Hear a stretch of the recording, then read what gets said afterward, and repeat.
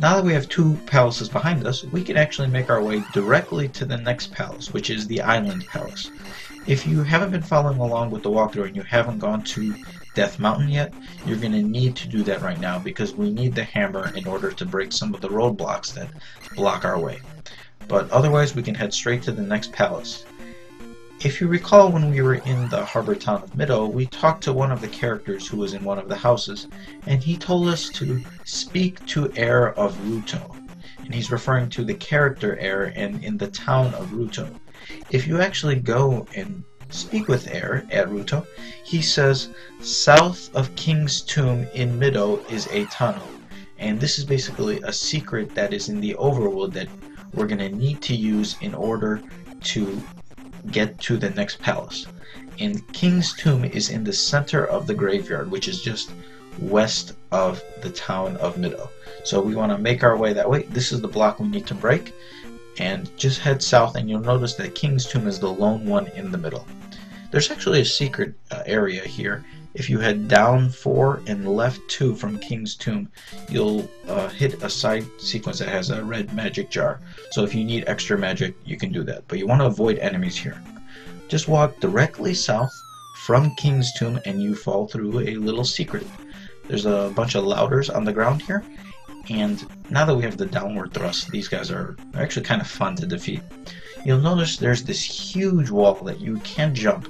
But now that we have the fairy spell, you should have gotten that from the harbor town of Middo, we can turn into a fairy and float across. And now we can just continue pressing on in this cave. There's a few of these or one of them at least, those mews on the ground. There's also some louders and another Goria. Just get rid of them as we have and exit the cave. And now here we are on this little island and just enter to the Island Palace. There's a cool secret right at the beginning. You can slash at this first statue here, and this makes a red iron knuckle appear, or it makes a magic jar, a red magic jar appear. And you can just keep, you can like kill the red iron knuckle, leave the screen, re-enter the screen, and now you can slash the statue again. And sometimes it'll be a red magic jar, and sometimes it will be a red iron knuckle. This is a great way to level up if you aren't at what I'm currently at 4, 5, and 6 in terms of my 3 levels, so you can spend a lot of time leveling up right there. Here's another new enemy, and it's known as a Doom Knocker, and this is, it sort of resembles, I suppose, like the Mace Throwers in a way, and actually the translation of the name is actually a Guma as well, or a Hell Guma or so, but just jump over it, use the downward thrust, and also kill, that was an armored Stalfos, which is very similar to a regular Stalfos. Just continue to the right.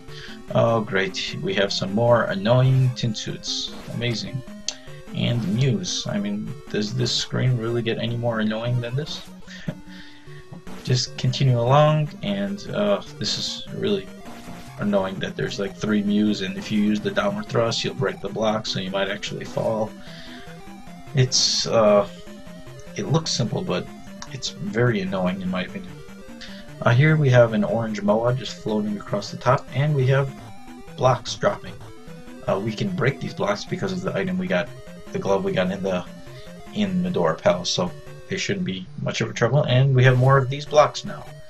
You'll notice there's a key at the bottom. Link can just break through the blocks to get the key, and now continue to the right. Here we have another Doom Knocker. This one there's a cool strategy you can use to defeat this one. Because it's on a higher ledge, you can actually, well, I sort of messed up there. I was trying to get on a lower, just one step lower than him, so his axes wouldn't hit me. But just jump on top of him, use the downward thrust. Downward thrust works well against him. So he could be difficult, but once you face more of them, you get more accustomed to him. I got the points back, and now I can continue further along to the right. There's a red iron knuckle here. You actually don't need to fight that one. You can just jump over onto the 3rd block. But I think these, at this point in the game, I think the red iron knuckles have become a lot easier. So I killed it anyway. I used the jump spell, but you really don't need to use the jump spell because this is, you can actually jump up 3 blocks, so to speak, without it. But it's much easier with it. And like I said, you don't need to kill that Iron Knuckle either, but it's just for some experience points, and actually took some damage, but I should still be okay. Here we have a red armored Stoffels, just kill it. And now we want to continue along to the right. I used my life spell because I was running a little low. And this is kind of cool. It's sort of like an outdoor area within the palace. Just there's a Moa at the top who will fly across the screen and drop flames. Just try to avoid it and defeat the Iron Knuckle. And I mean, who really leaves keys just sitting on blocks on the outside of palaces? I guess Ganon's minions, or I don't know. Return back to the elevator and head down, and we want to use the key we just got on the locked door. There's a few bots here, and there's some of these annoying, endless, like wolf heads. You can just, slash away at them. You can use your downward thrust, but if you jump, then they'll start appearing at a higher level, which makes it kind of annoying. But eventually get by. Continue to the right. There's a few more bots. You get a small key, and there's a red Iron Knuckle, so defeat it. Hey, drop the magic jar, which is really good because I was running really low on health and magic. So now I'm almost filled with life, and I got half my magic back. Just continue pressing along. Be careful with these jumps. You don't want to get hit by a bot and then fall into lava. It's a very bad way to die. This screen could be rather difficult, so I suggest using your shield spell if you have enough magic. I haven't used it yet, but I will be doing so shortly. Here we have a blue Iron Knuckle. These are some of the toughest enemies in the game to this point because they actually toss their sword, unlike the orange ones and red ones who just swing their sword.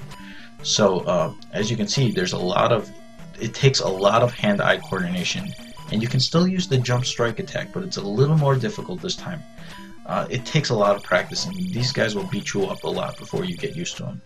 Just eventually keep striking at them, jump at them, and your reward is the raft right behind.